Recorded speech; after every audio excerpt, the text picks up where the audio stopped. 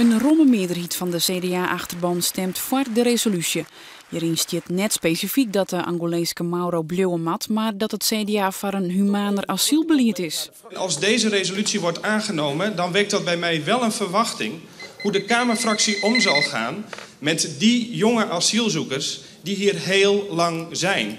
Want het systeem klopt misschien wel. We hebben misschien een hele goede minister.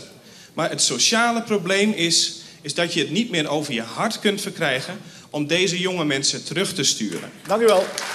Nu naar de Tweede Kamerfractie. U heeft net voor deze zaal gezegd dat u deze resolutie overneemt. Betekent dat ook dat we van de Tweede Kamerfractie mogen verwachten dat ze zich aansluiten bij de ontwikkelingen rondom ChristenUnie, Partij van de Arbeid, die bezig zijn met de initiatiefwetsvoorstel?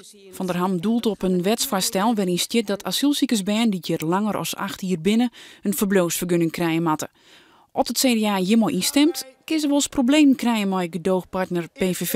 Ik ga Siebrand van Haarsma-Buma zeggen van dat het besluit los van de coalitie genomen wordt. Dus daarmee houdt er wel een signaal hoor, dat misschien de PVV gaan leegspringen mij, maar dat het CDA haar eigen beslissing neemt. En dat hoop ik dat dat gebeurt. Nou, tiensje wordt in de Kamer over het voorstel van de PvdA en ChristenUnie stemt.